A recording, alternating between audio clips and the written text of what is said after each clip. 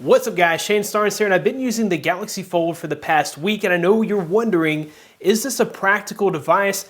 Could you actually use this phone on a daily basis, and is this phone worth your $2,000 hard-earned dollars? We're going to take a look at that today. I'm going to show you guys the top 5 things that I loved about the Galaxy Fold and the top 5 things that I wish Samsung would have done better on this device and maybe could improve on the next generation of the Galaxy Fold. Let's go ahead and get started. With devices like the iPhone 11 Pro Max, totally on par with the Galaxy Note 10 Plus. In fact, I'm getting better battery life with this phone. It has a 4,380 milliamp hour battery. The way they're able to do such a large battery and such a compact phone is they actually have 2 batteries in this phone. Even if you're a heavy user, you're gonna find yourself with 25 to 30% battery at 9 or 10 o'clock at night.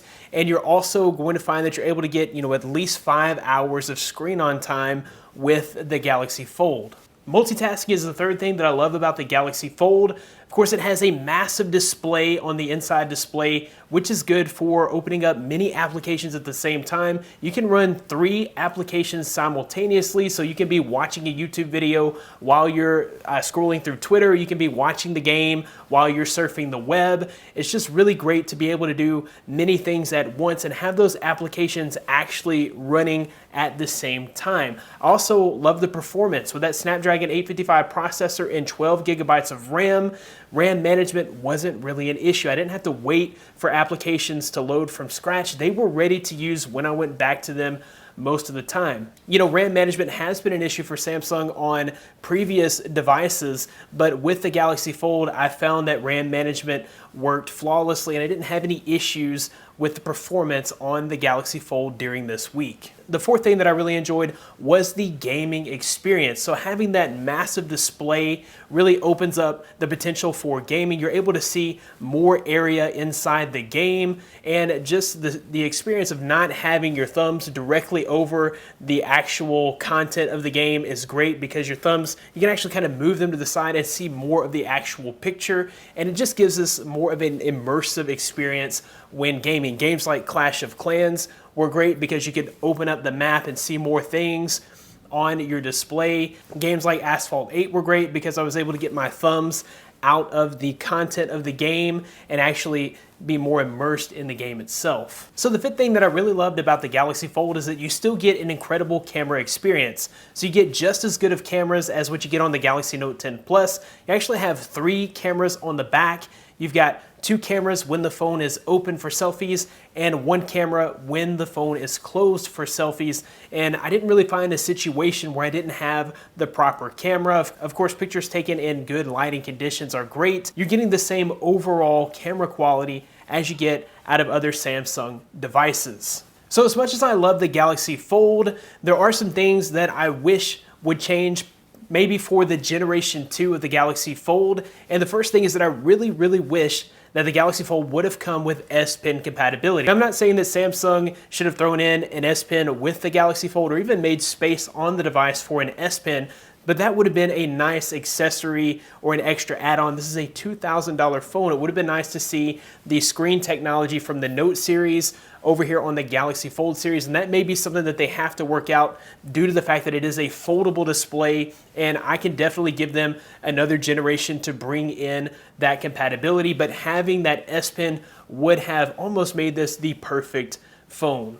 The second thing that can improve on the Galaxy Fold is that front display. So it leaves a little bit to be desired. For me, it is a little too small. It is a little too squished in. That being said, I think that Samsung really intends for you to use that to return text messages, maybe to accept calls, and they feel like most of your content consumption, most of your use of the phone will be while it's unfolded. And I have to say, that's the case, or that has been the case with me. I haven't really used the phone unless I've used it unfolded. The front screen is good for accepting calls, but that's been about all that I've used it for, maybe to see what notifications are coming in and taking calls, and that's about it. I'd love to see a much larger display on the front of the phone in the second generation of the Galaxy Fold. The third thing that I hope improves with the next generation of the Galaxy Fold is that in-display crease. Now the crease, whenever you're looking at something that's bright on the display, maybe a bright video or a bright photo, and you're inside or indoors and you're not in a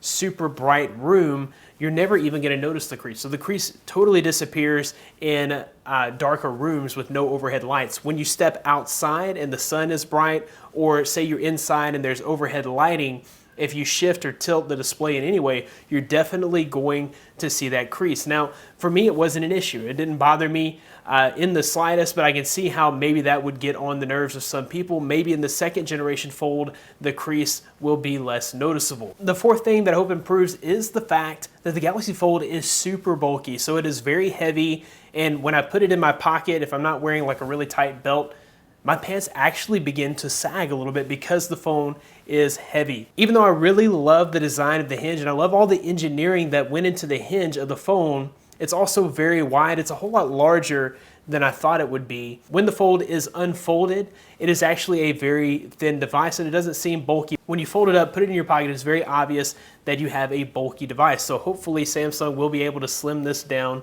a little bit on the next version. The fifth thing that I didn't like about the Galaxy Fold is that it is not durable at all. So there are so many warnings. Whenever you first open the box, you get warnings, and then also during the setup process, you get warnings about how fragile this phone actually is. In fact, Samsung today just released a video telling you how to take care of your Galaxy Fold, and it really highlights the fact that this is a very fragile device. So there's no dust or water resistance built into the phone. Doing things as simple as putting the phone in your pocket could put the Galaxy Fold at risk because it is not dust resistant.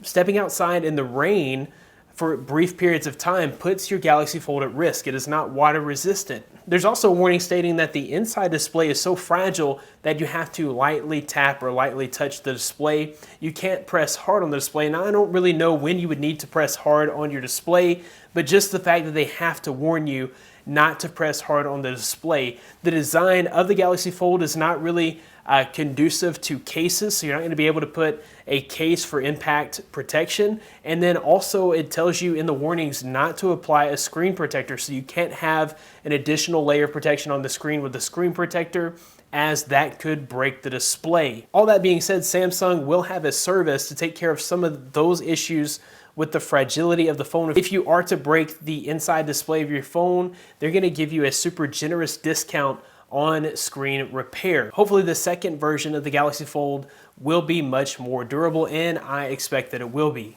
Overall, I've had an incredible experience with the Galaxy Fold. This has hands down been my favorite device of the year. It's been my favorite device that I've ever used. Nothing beats being able to use a tablet on a daily basis and having it be that portable. But is it actually worth $2,000? I think you're paying here for innovation. I think you're paying for having a piece of equipment that none of your friends are going to have. And I think that the $2,000 price tag is for people that don't care if it breaks. You know, they'll just buy another one.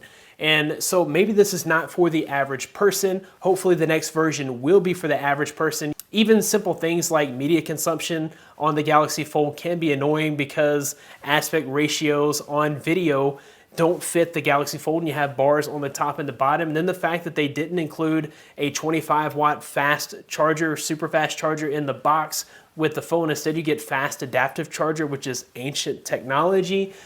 Things like that make it to where I can't necessarily recommend this for everybody.